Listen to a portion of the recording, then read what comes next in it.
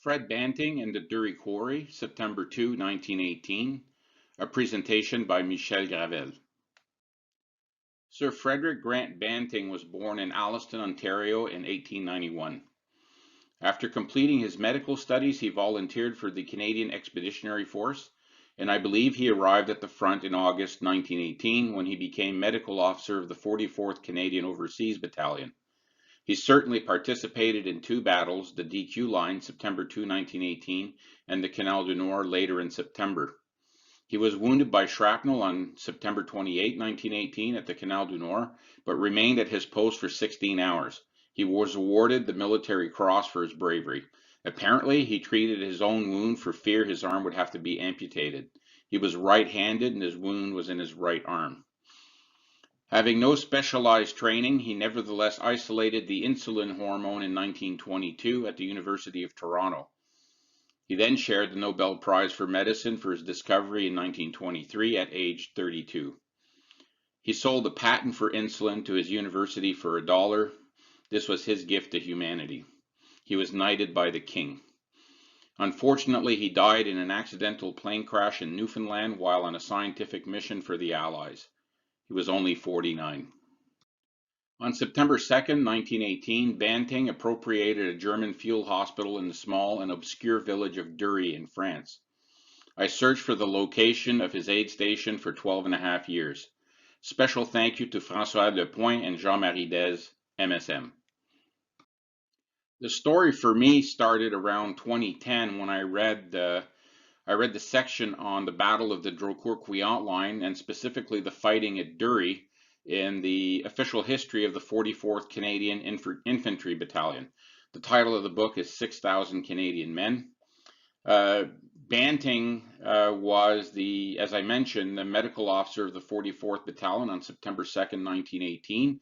He doesn't really, I don't think, appear in the war diary that was put together in 1918. But by the time this book was published, he had won his Nobel Prize, so he was famous across Canada, so he is mentioned in the book. They do say he did good work on September 2nd, 1918. He was apparently recommended for the Military Cross, but this time he didn't get it. And he operated apparently a aid station in the quarries at Dury. Now, interestingly, in the book, there's a few pictures, and one of them is this shelled-in building with the roof collapsed. The caption is German Dressing Station, Dury. They don't mention the quarry, but on the building, you can't read it on the slide, but it's painted the Hauptevebahnplatz. Not sure I pronounced that right, but it means main aid station. Anyway, this was clearly the German aid station at Dury. I want to give you an idea of what the Dury battlefield looked like. This is a photo of Mount Dury and the Dury Road. This is south of the village itself. This is the point of furthest advance by the 4th Canadian Division on September 2nd, 1918. And there was a terrible battle here for this road. In the distance, you can see or slightly see Dury Mill.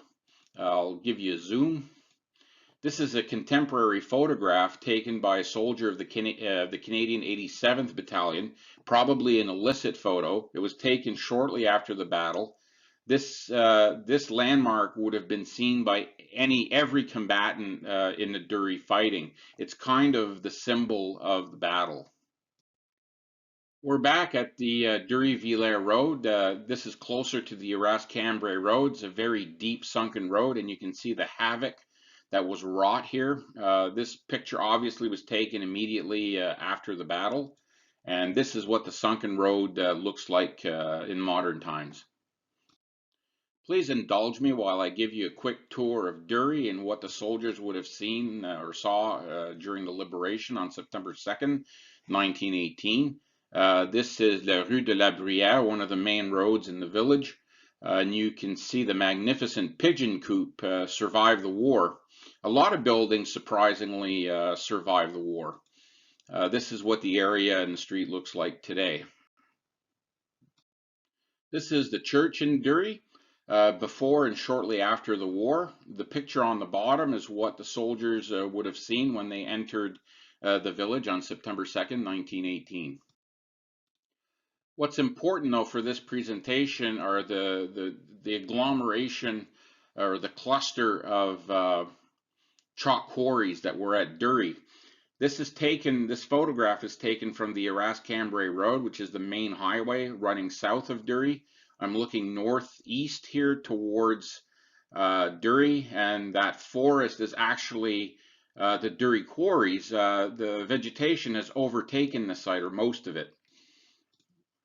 This is a Google view of the little village of Dury. As you can see, it's not very big. There's only 400 to 450 people that live in the village. If I zoom in a bit, you'll see on the right Dury Wood, which I believe was there or semi-intact in 1918.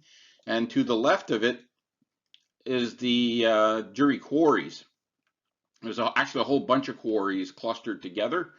The quarry was bisected by the Rue de Bapaume, the Bapaume Street that you can see that's bisecting the blue circle.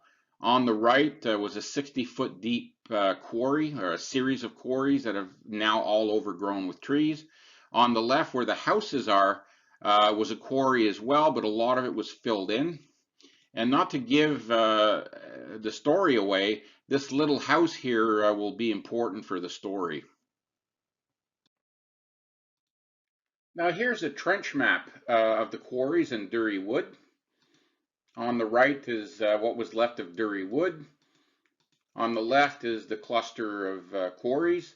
And you can see on the trench map, both sides, they say they were 60 feet deep.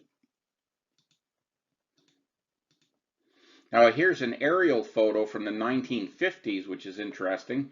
What's in the white square or rectangle there is the main part of the quarries, and they're not overgrown with trees yet. As you can see, the chalk actually coming through, and on the right is the Dury Wood. Here's a trench map of the Dury area. It's the left flank of the Battle of the Drocourt-Quéant. I just want to explain the battle a little bit.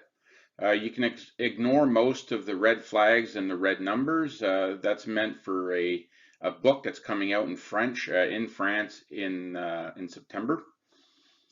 So the capture of Dury and Mount Dury was the responsibility of the 4th British Division and the 4th Canadian Division. Here in the circle is the quarries at Dury.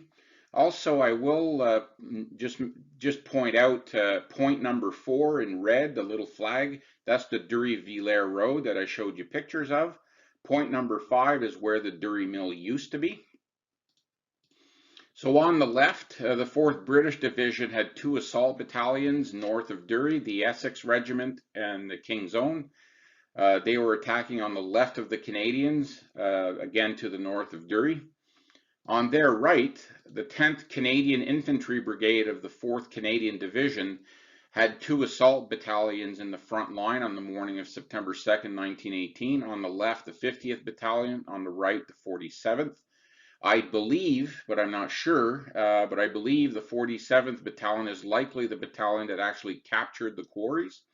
Why I say that is their war diary mentions that they opened during the battle, they opened their battalion headquarters in the quarry. Surprisingly, I read over 35 war diaries, British and Canadian, 13 German sources, and 3 memoirs, one unpublished, and there's very little mention of the quarries. So it's a shame that we don't have a testimony of what exactly happened in the quarries. Was there fierce fighting? It's not really quite clear. It's too bad how much detail we've lost. But anyway, on the right of the 10th Canadian Brigade, there was the 12th Canadian Brigade, again of the 4th Canadian Division. They had 3 assault battalions in line to take Mount Dury. They were heading towards the Dury Mill and the sunken road, the Villers-Dury sunken road. On the left was the 85th Battalion, in the center the 38th from Ottawa, and on the right the 72nd from British Columbia.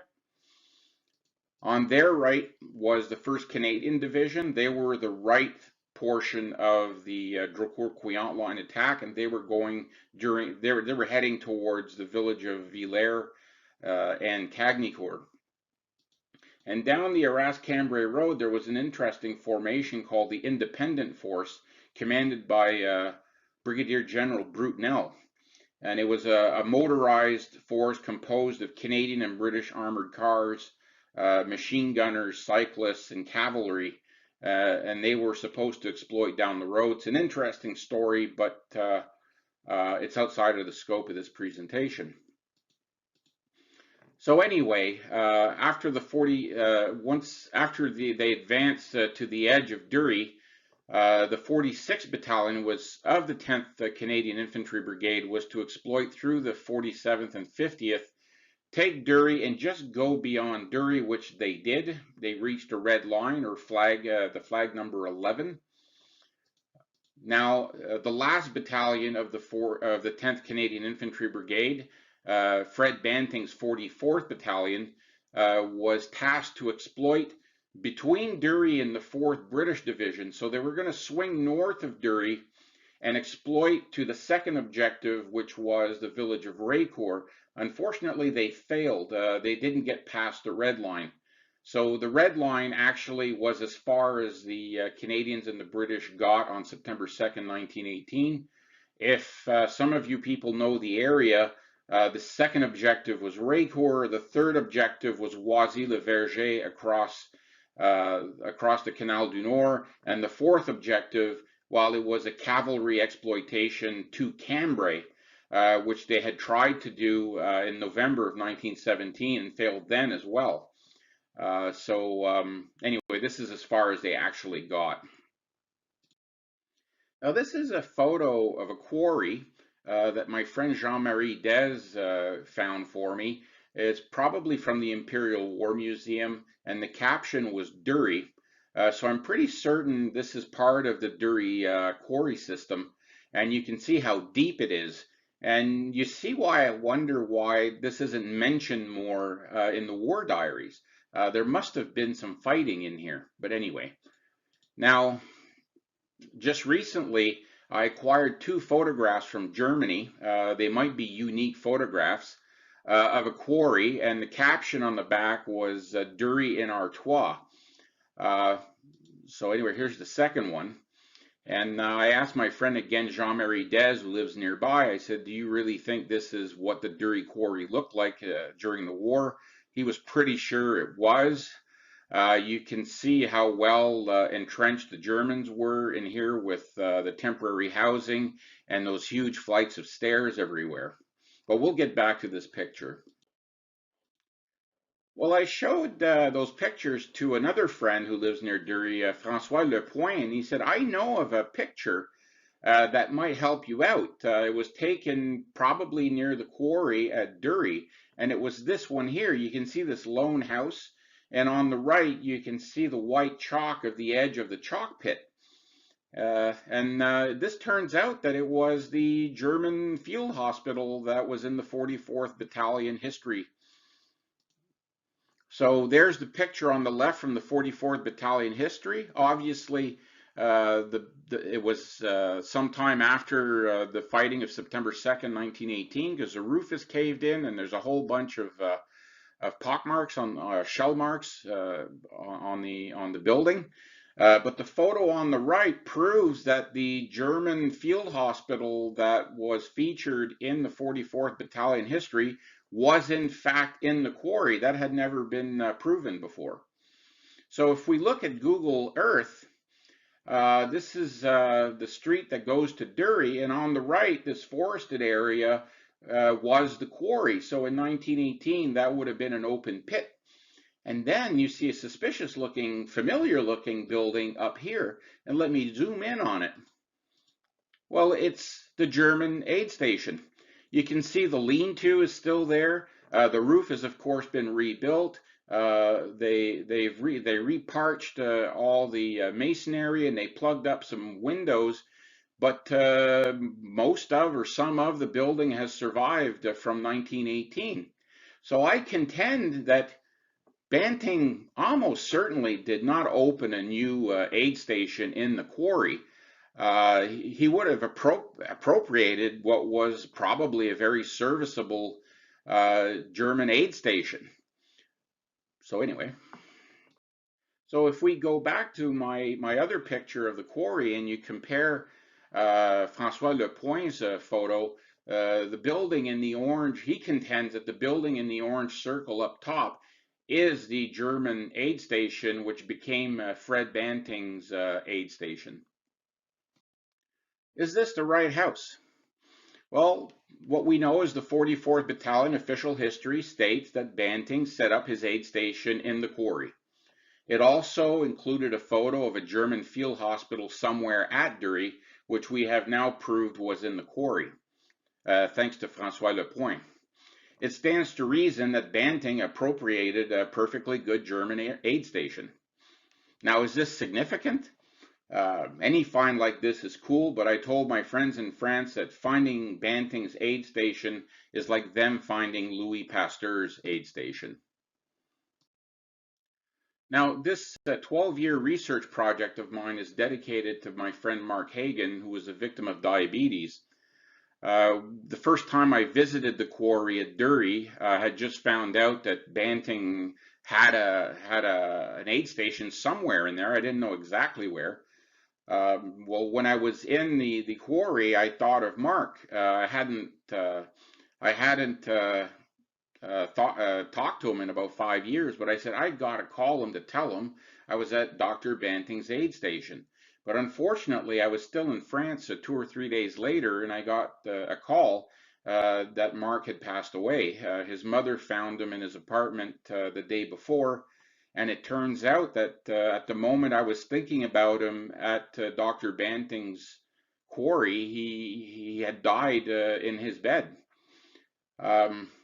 So it's a very moving thing for me, and I'm certain that Dr. Banting's aid post was destined to be found. And that's me and Mark in May 1984.